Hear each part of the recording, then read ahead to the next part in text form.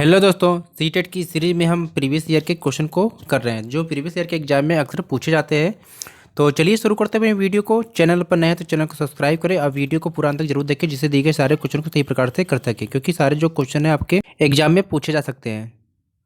तो प्यारे दोस्तों, इस सीरीज के माध्यम से आपकी प्रैक्टिस करवाई जा रही है। तो चलिए शुरू करते हैं वीडियो को। पहला क्वेश्चन यहाँ पर दे रखा है कि एक औसत बुद्धि वाला बच्चा यदि भाषा को पढ़ने एवं समझने में कठिनाई प्रदर्शित करता है तो यह संकेत देता है कि बच्चा डैश का लक्षण प्रदर्शित कर रहा है। यानी आपको बताना है कि इस बच्चे में क्या विकार है।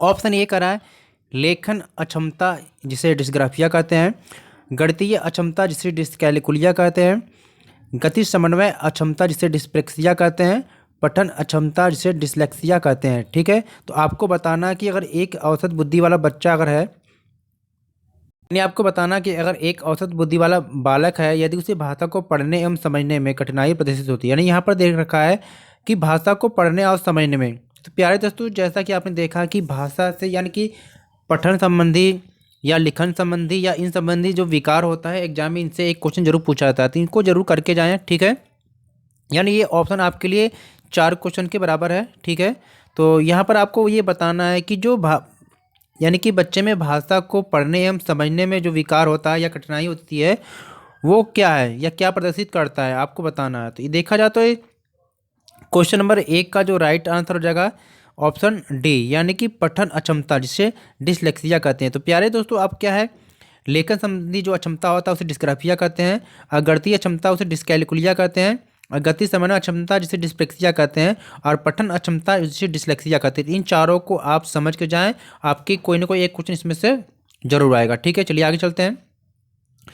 व्यक्तित्व विकास में रिक्त स्थान के एक महत्वपूर्ण भूमिका का निर्वाह करता है। यानी कि व्यक्तित्व विकास में इनमें से कौन सा एक जो है अपनी महत्वपूर्ण भूमिका निभाता है, उसे आपको बताना है। तो ऑप्शन ए दे रखा है कि आनुवंशिकता और वातावरण का मिश्रण, परीक्षाओं की संख्या, आनुवंशिकता, ऑप्शन डी है वातावरण।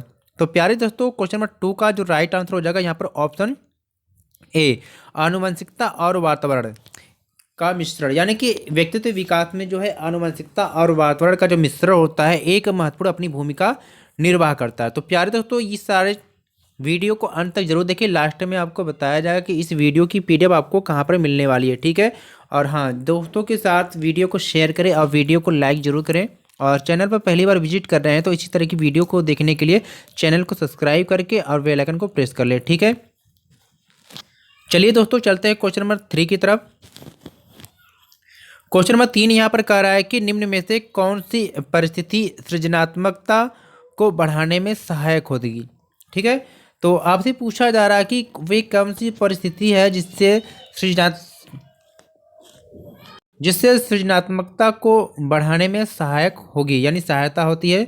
तो ऑप्शन ए दे रखा है कि सीखने हेतु सीमित अवसर हो, बच्चों को उत्तर याद करने के लिए कहा जाए, किसी समस्या का समाधान बता दिया जाए, ऑप्शन डी है कि जब बच्चों को स्वयं करके सीखने के लिए अधिक से अधिक अवसर दिया जाए।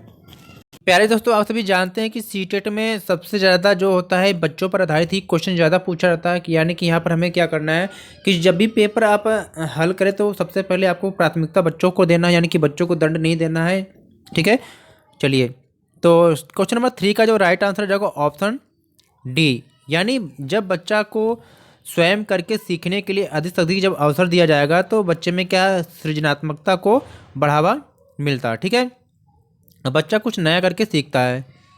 क्वेश्चन नंबर 4 की तरफ चलते हैं कि वंचित समूहों के विद्यार्थी को सामान्य विद्यार्थियों के साथ साथ पढ़ाना चाहिए, इसका अभिप्राय क्या है। यानी देखिए, जो वंचित समूह के विद्यार्थी होते हैं उनको सामान्य लेवल के जो विद्यार्थी होते हैं उनके साथ साथ पढ़ाना चाहिए। तो इसका तात्पर्य क्या होता है। ठीक है, तो ऑप्शन ए यहाँ पर दे रखा है कि समावेशी शिक्षा, अपवर्जन शिक्षा, विशेष शिक्षा और एकीकृत शिक्षा। तो दोस्तों, आप सभी जानते हैं कि जब वंचित समूह के विद्यार्थियों को सामान्य विद्यार्थियों के साथ मिलाकर अगर पढ़ाया जाता है तो इसे हम कहते हैं समावेशी शिक्षा, यानी कि ऑप्शन ए इज राइट हो जाएगा। ठीक है, चलिए आगे चलते हैं। जितने भी प्यारे दोस्त अगर वीडियो को देख रहे थे वीडियो को लाइक जरूर करें। ठीक है, और अपना प्यार बनाए रहें और लास्ट में कमेंट करके जरूर बताएं कि 15 क्वेश्चन में से आपके कितने क्वेश्चन सही हो रहे हैं, ठीक है। और अपना सुझाव देना चाहते हैं तो कमेंट में ज़रूर दें, हमें आपके सुझाव का इंतज़ार रहेगा। क्वेश्चन नंबर 5 यहाँ पे कि एक विद्यार्थी उच्च स्तरीय सृजनशील रंगमंचीय कलाकार बनना चाहता है, उसके लिए निम्नलिखित में से कौन सा उपाय सबसे कम प्रेरक है। तो यहाँ पर आपको ध्यान देना है कि पूछा जा रहा है कि सबसे कम प्रेरक कौन सा होगा। जब भी पेपर पढ़े तो आप कम या इनमें से नहीं है इन शब्दों को जरूर ध्यान दें। ऑप्शन ए दे रखा है यहाँ पर कि राज्य स्तरीय प्रतियोगिताओं को जीतने का प्रयास करना ताकि छात्रवृत्ति पाई जा सके, ठीक है। सेकेंड कह रहा कि अपने रंगमंची कलाकार साथियों के साथ सहानुभूतिपूर्ण, स्नेही तथा सहयोगी संबंध विकसित करना। उन रंगमंच कौशलों को अधिक समय देना जिनसे वह प्रफुल्लित होता है।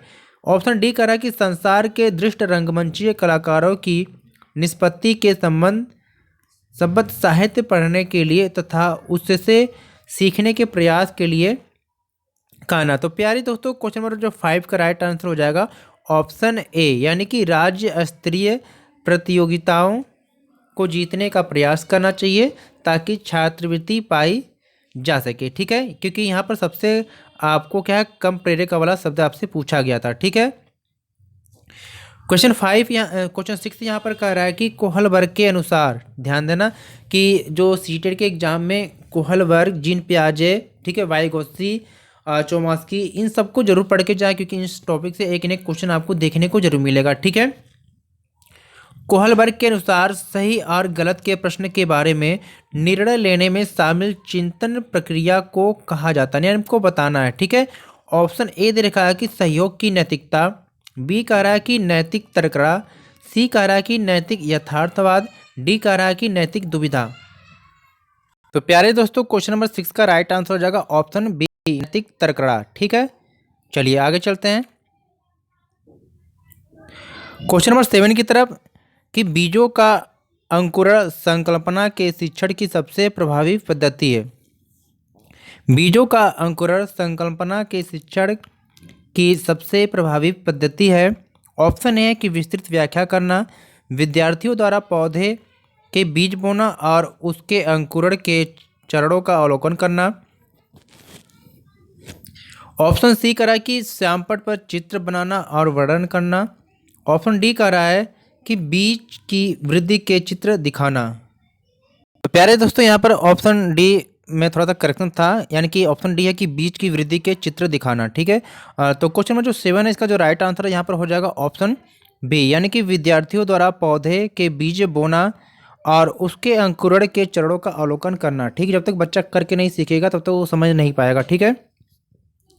क्वेश्चन नंबर 8 यहाँ पर कह रहा है कि नर्सरी कक्षा के से शुरुआत करने के लिए कौन सी विषय वस्तु सबसे अच्छी, यानी कि अगर आप नर्सरी क्लास से शुरुआत करना चाह रहे हैं तो आपके लिए विषय वस्तु कौन सी सबसे अच्छी होगी। ऑप्शन है कि मेरा परिवार, बी है मेरा प्रिय मित्र, सी है मेरा पड़ोस और डी है मेरा विद्यालय। तो यहाँ पर क्या है कि नर्सरी क्लास की शुरुआत के लिए सबसे जो अच्छा विषय वस्तु होगा वो होगा ऑप्शन ए, यानी कि मेरा परिवार।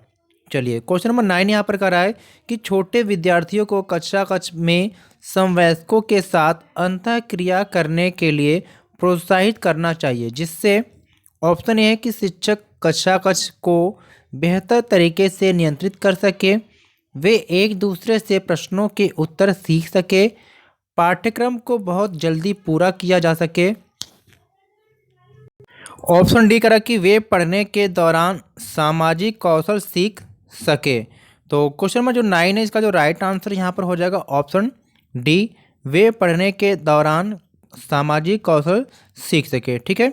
चलिए क्वेश्चन नंबर 10 की तरफ चलते हैं यहाँ पर कि जब बच्चा फेल होता है तो इसका तात्पर्य है, यानी आपको बताना है कि जब एक बच्चा क्लास में फेल हो जाता है तो इसका तात्पर्य क्या होता है, ठीक है। ऑप्शन ए दे रखा है कि बच्चा पढ़ाई के योग्य नहीं है, बच्चे ने उत्तरों को सही तरीके से नहीं किया है, बच्चे को प्राइवेट ट्यूशन लेनी चाहिए थी। ऑप्शन डी कह रहा है कि व्यवस्था फेल हुई थी। तो प्यारे दोस्तों, आपको यहाँ पर ध्यान देना है कि यहाँ पर बच्चे को ये नहीं कहना है कि बच्चे ने पढ़ने की योग्यता उसके पास नहीं थी, नालायक नहीं था, या उसने ट्यूशन नहीं लिया, या उसने खुद मेहनत नहीं किया। तो यहाँ पर इसका जो सटीक आंसर हो जाएगा ऑप्शन डी हो जाएगा यानी कि अगर एक बच्चा फेल होता है क्लास में तो वहाँ पर ये कहा जाता है कि भाई सिस्टम ही फेल है, यानी कि व्यवस्था फेल हुई थी। चलिए आगे चलते हैं क्वेश्चन नंबर 11 की तरफ। क्वेश्चन नंबर 11 यहाँ पर कह रहा है कि कक्षा में जेंडर रूढ़िबद्धता से बचने के लिए एक शिक्षक को क्या चाहिए, यानी कि क्लास में जो जेंडर रूढ़िबद्धता से बचने के लिए एक शिक्षक को क्या चाहिए या क्या करना चाहिए। तो ऑप्शन ए दे रखा कि लड़कों को जोखिम उठाने और निर्भीक बनने के लिए प्रोत्साहित करना चाहिए। ऑप्शन बी करा यहाँ पर कि लड़के लड़कियों को एक साथ अपारंपरिक भूमिकाओं में रखना चाहिए। ऑप्शन सी करा कि अच्छी लड़की अच्छा लड़का कहकर शिक्षार्थियों के अच्छे कार्य की सराहना करनी चाहिए। ऑप्शन डी करा कि कुश्ती में भाग लेने के लिए लड़कियों को निरुत्साहित करना। तो क्वेश्चन नंबर 11 का जो सटीक आंसर होता है ऑप्शन बी, यानी कि क्या करना चाहिए आपको कि क्लास में जेंडर रूढ़िबद्धता से बचने के लिए आपको लड़के और लड़कियों को एक साथ क्या है पारंपरिक भूमिकाओं में रखना चाहिए। ठीक है, चलिए क्वेश्चन नंबर 12 यहाँ पर कह रहा है कि भाषा अवबोधन से शब्द की विकार है यहाँ पर। ठीक है, क्या है। ऑप्शन ए कि चलाघात, बी कह रहा है कि पठन वैकल्य, सी कह रहा है कि वाक शब्दद्रोह, डी कह रहा है कि भाषाघात। तो क्वेश्चन नंबर जो आपका 12 है इसका जो राइट आंसर हो जाएगा ऑप्शन डी भाषाघात। ठीक है, चलिए आगे चलते हैं क्वेश्चन नंबर 13 की तरफ कि पियाजे के अनुसार। देखिए कोई भी ऐसा पेपर ना हो जिसमें जिन पियाजे से क्वेश्चन ना पूछा जाता, इसलिए जिन पियाजों को तो पढ़ के जरूर जाएं। ठीक है, जिन पियाजे के अनुसार विशिष्ट मनोवैज्ञानिक संरचनाओं यानी अनुभव से सही अर्थ निकालने की व्यवस्थित तरीके को क्या कहा जाता है। ठीक है, ऑप्शन ए कि मानसिक मैप, मानसिक उपकरण, सी स्कीमा, डी प्रतिमान। तो क्वेश्चन नंबर जो 13 है इसका जो सटीक आंसर हो जाएगा ऑप्शन सी स्कीमा। ठीक है, चलिए चलते हैं अगली क्वेश्चन की तरफ। क्वेश्चन 14 यहाँ पर कह रहा है कि निम्नलिखित में से कौन सा मूर्त संक्रियात्मक अवस्था के प्रमुख कौशलों में से एक है। देखिए जो आपका जीन पियाजे हैं इनको भी जरूर पढ़ के जाएं। ऑप्शन ए कह रहा है द्वितीय वर्तुल प्रतिक्रियाएं, सजीवात्मक चिंतन, तुलना, समानता व असमानता बताने की योग्यता, परिकल्पित निगमनात्मक तर्क। तो क्वेश्चन नंबर 14 का जो राइट या सटीक आंसर हो जाएगा ऑप्शन सी, यानी कि तुलना, समानता व असमानता बताने की योग्यता। ठीक है, क्वेश्चन नंबर 15 है कि प्रगतिशील शिक्षा में बच्चों को किस प्रकार से देखा जाता है। ऑप्शन ए खाली स्लेटों के रूप में, बी छोटे वयस्कों के रूप में, सी निष्क्रिय अनुकारकों के रूप में, डी सक्रिय अन्वेषकों के रूप में। तो यहाँ पर सटीक आंसर इसका हो जाएगा ऑप्शन डी सक्रिय अन्वेषकों के रूप में। तो प्यारे दोस्तों यहाँ पर हमने 15 के 15 क्वेश्चन कंप्लीट कर लिए। तो अगर आपको इसकी पीडीएफ चाहिए तो हमारे टेलीग्राम ग्रुप को ज्वाइन कर सकते हैं। ठीक है, अगर आप चैनल पर पहली बार विजिट करें तो चैनल को सब्सक्राइब जरूर करें इसी प्रकार की वीडियो को देखने के लिए और एग्जाम में निश्चित सफलता के लिए। आप हमें इंस्टाग्राम पे भी फॉलो कर सकते हैं। आपके कोई भी क्वेश्चन हो या कोई भी सुझाव है तो कमेंट करके ज़रूर बताएं, हमें आपके सुझाव का इंतज़ार रहेगा। उम्मीद करते हैं कि आपको वीडियो पसंद आई होगी। वीडियो को लाइक शेयर करें और चलिए फिर दोस्तों मिलते हैं इसी तरह की वीडियो को